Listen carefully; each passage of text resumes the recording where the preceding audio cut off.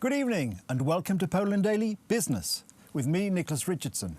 Today, my guest, joining us by Skype, is Jerzy Bielewicz, an economist who writes for the portal wpolitce.pl and is a regular commentator for Poland Daily on Polish economic and political matters. Mr. Bielewicz, thank you for joining us. Thank you. I'm honored to be here. Very kind of you to say so. May I start, please, by asking you what you think about the economic consequences of yesterday's re-election of Andrzej Duda as president? Oh, there are huge consequences, both domestic and international. Let's start with international impact of this election. Poland is part of European Union. And with re-election of Mr. Duda, we have very strong, powerful position in negotiation, budget negotiations, EU budget negotiations, which are coming up. We could influence the shape of European Recovery Fund as well.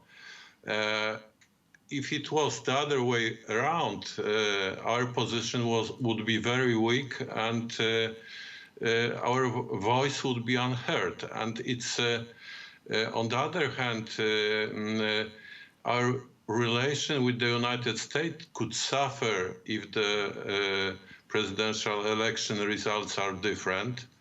Right now, we are ready to for the United States to bring some more troops to Poland. We are ready to cooperate closely in energy sector with the United States.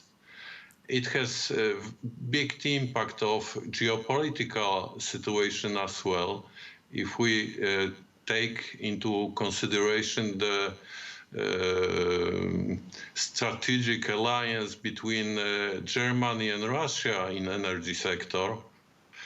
And domestically, the impact is huge as well. For example, I worried that if Mr. Duda loses the second term, then, for example, Baltic Pipe project could be cancelled. It happened twice already in the past, in 2001 and 2007. And our energy independence will suffer this way. The counter-candidate, Mr. Rafał Trzaskowski, was very sincere when he was talking about Berlin airport, that he prefers over communication hub in Poland. And this defines domestic impact on Polish economy, because Rafał Trzaskowski seemed to be he voiced the German interests in Poland very loudly. There's this example of Berlin airport.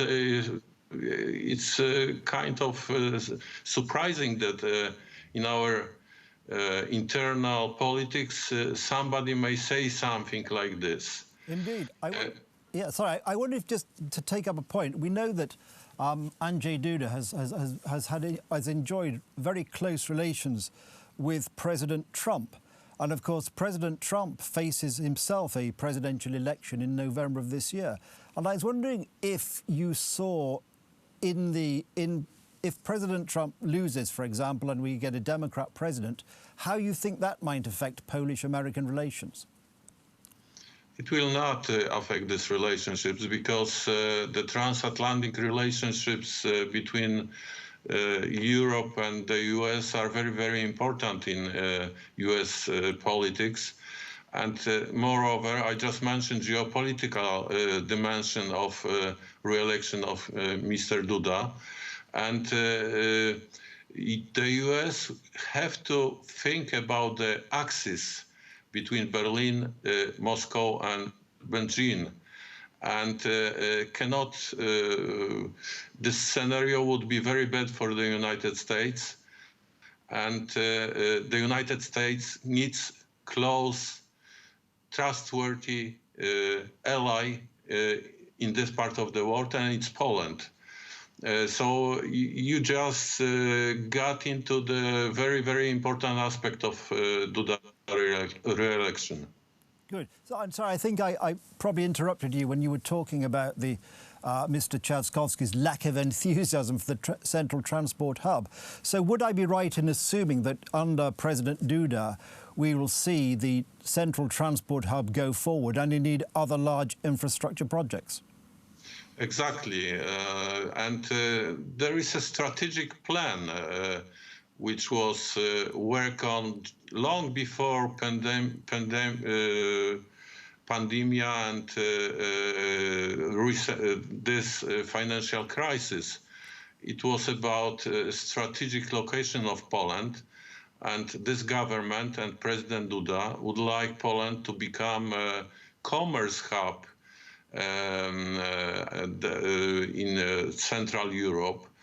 And that's why we like to build Northeast communication and transportation infrastructure. And at the same time, we'd like to connect East and West in terms of commerce. So we've got very good geopolitical location to realize this strategy, and it would be very, very good strategy in terms of investment in Poland and high-tech investment. Good example is Google and Microsoft investments recently announced. Yes, indeed. That was going to be my next question, actually. In recent years, Poland has been very successful in attracting foreign investment. And I imagine that is something that you will see continuing and something which you see President Duda as being very keen to encourage. Exactly. And can you imagine that in the first quarter, the foreign investment, direct investment into Poland was higher than a year before? It was already coronavirus time, but investors kind of pay attention to this long-term plan of becoming the commerce hub in Central Europe. And the same venture capital that invests like crazy right now in Poland and doesn't worry about coronavirus. So it's kind of a good strategic plan, and it will be continued. If Mr. Rafał Trzaskowski came to power, all of the projects would be cancelled. And as he said, for him, Berlin, an airport in Berlin, is closer in his mind than airport in Warsaw. And it would be very, very bad for Polish economy if the election results were different than they are right now. Good. So I think what we're saying is that from an economic point of view and a geopolitical point of view, the return of Andrzej Duda for a second term is good news for Poland and therefore good news for Poland's allies throughout the world. And for investors, foreign investors and domestic investors, and even the European Union and Brussels cannot afford not to invest in Poland if we have such a good strategic plan. Can you imagine that European funding for Poland would be twice as big almost as this in the last financial perspective? Well, that's fantastic. I'm afraid that's all we've got time for now. That's a very good note on which to end. Thank you very much for joining us. We're very grateful that you're able to take time out of your busy schedule to appear on the programme once again. Thank you very much. Thank you. Well, that's Poland Daily Business for another day. Do join us again. But from me, it's good night and, again, have a better tomorrow.